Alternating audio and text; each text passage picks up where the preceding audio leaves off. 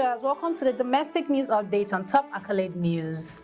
The headlines: Senator ASHIRU denies NDLEA drug allegations as fallacious. Kaduna condemns October 19 council elections as electoral robbery. Nasarawa State's IGR soared to over 20 billion naira.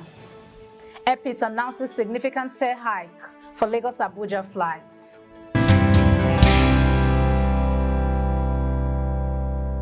In politics, Senator ASHIRU denies NDLEA drug allegations as fallacious. Senator Oyelolaashiru has strongly refuted allegations from the National Drug Law Enforcement Agency, claiming he was found in possession of illicit drugs.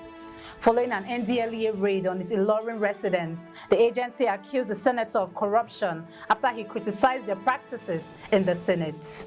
In a statement from his office, ASHIRU's legislative aide, Olaitan Adeyaju, labeled the allegations as false and baseless, emphasizing that no incriminating evidence was discovered during the raid. He further questioned the NDLEA's credibility and called for professionalism in law enforcement, asserting that ASHIRU remains dedicated to serving the people of Kwara South. Still in politics, Kaduna condemns October 19 council elections as electoral robbery. The Christian Association of Nigeria, Kaduna State chapter, has expressed deep disappointment over the October 19 council elections, labeling the process as electoral robbery. State Chairman Reverend Caleb Mahaji stated the citizens eagerly awaited the opportunity to vote but were denied the chance when electoral materials failed to arrive, leading to announcement of winners without a transparent count. He criticized the state's Independent Electoral Commission for not providing vote tallies and called on Governor Uba Sani to ensure that the electoral process is respected and all votes are counted. Mahaji urged Christian faithful to remain calm, expressing hope that the irregularities will be addressed to uphold the integrity of the democratic process in Kaduna State. Shifting focus to economy, Nasarawa State's IGR soared to over 20 billion naira. Governor Abdullahi Sule of Nasarawa State has announced a significant increase in the state's internally generated revenue, rising from 7.7 billion naira in 2019 to over 20 billion naira annually.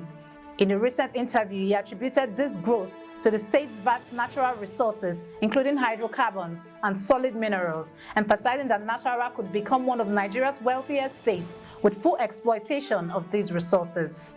Governor Sule also highlighted ongoing agricultural initiatives such as 10,000 acres rice farm and investments in the solid mineral sector, including Nigeria's largest lithium processing plants.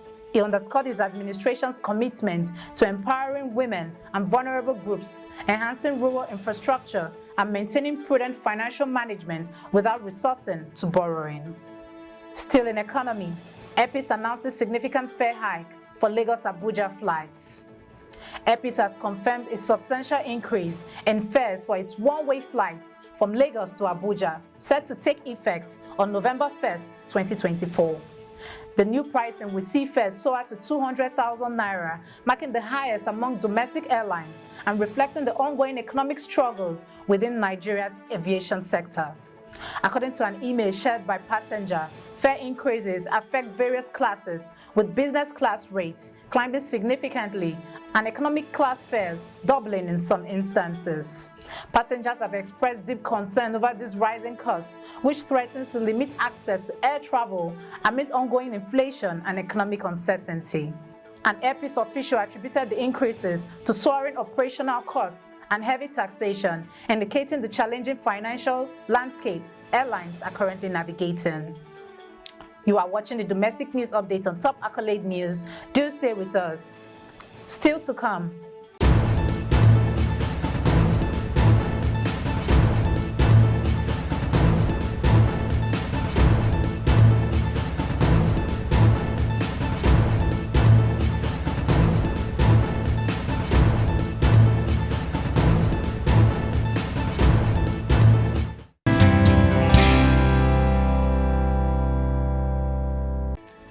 Thanks for staying with us.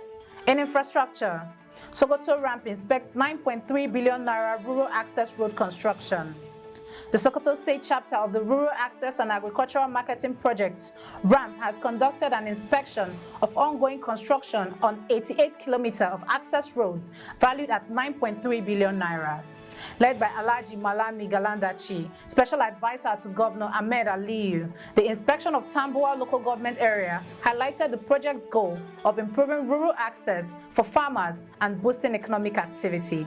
Galandachi noted that these roads will significantly ease the transportation of agricultural produce to markets, ultimately enhancing the state's economic value. Despite some delays due to seasonal rain and flooding, officials are optimistic about the completion of these vital infrastructure projects, which are aligned with the governor's 9-point agenda for economic growth and improved living standards of rural communities. Now in disaster, NEMA urges communities to heed flood warnings. The National Emergency Management Agency, NEMA, has called on communities across Nigeria to take early flood warnings seriously to mitigate the impacts of flooding. Speaking in Duse during the handover of 155 and 20 liters of liquid fertilizer to the Jigawa State Government, Director General Zubaida Umar emphasized the importance of timely relocation for safety. She reiterated that disaster response begins at the community level, where early warnings and predictions are crucial. Governor Namadi praised NEMA for its support, assuring that the fertilizer intended for farmers affected by the 2018 flood will be fairly distributed to enhance food security.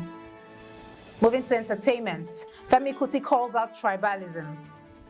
Afrobeat musician Femi Kuti has sparked controversy at the 2024 Collaboration Festival by naming his family's greatest enemies as prominent figures from their Yoruba ethnic group, former President Olusegun Obasanjo and the late businessman MKO Abiola.